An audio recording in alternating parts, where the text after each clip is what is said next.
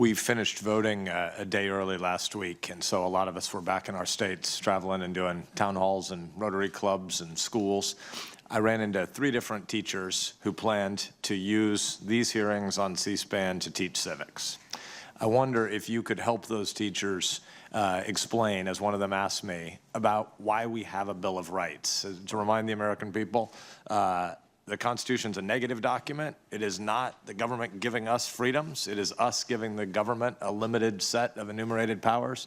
And originally there was no Bill of Rights. And as a part of a compromise, we added one. Today, most people, when they think about our Constitution, think of the Bill of Rights first. Why do we have a Bill of Rights, and what fundamental difference would it make if we didn't have one? That's a big question for us adults. The chairman said I could have an extra hour, so take your time.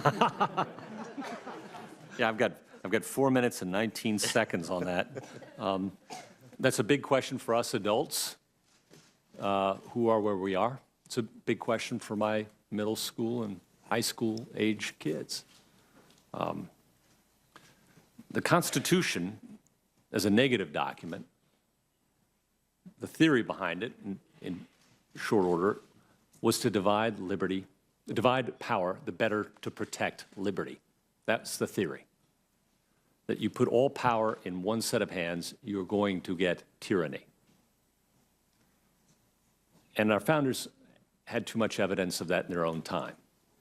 It's kind of a hard-won inheritance. Part Enlightenment theory, right? Part on the battlefield. They saw what it was like to have power amalgamated in one set of hands. Dangerous.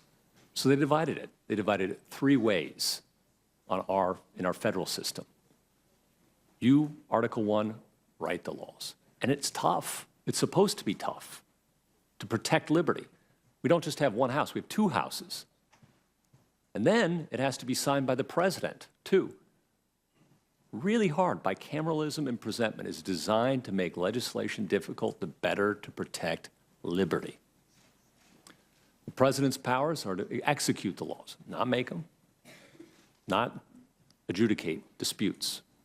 Our role is to decide cases and controversies between the people under law as it is, not as we'd wish it to be.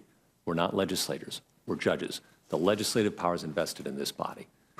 That's not all. Then we divide power in a way that was quite unique, well, unusual.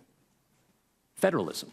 So you can think of separation of powers as having a horizontal access and a vertical access, so that the federal government has certain enumerated powers and authorities. And what the federal government doesn't enjoy, the states do, as sovereigns. This country as well, we have tribes, which also bear sovereignty in our part of the world and bear recognition as such. I'm glad to have the opportunity to recognize that fact here as a Westerner. So we have the separation of powers between horizontally and vertically. And that wasn't thought enough to protect liberty. The drafters of the Constitution, many of them thought that that would be more than sufficient, that that in fact was the main way to preserve liberty. But our founders were very suspicious and very jealous of their liberties. So they added the Bill of Rights, and they enumerated 10 of them, as you know, starting with the freedom of speech, freedom of religion, no establishment of religion, right to bear arms, the Third Amendment, which I'm glad we don't litigate much. I wonder how many of the high school kids now watching know what the Third Amendment's about. Go look it up.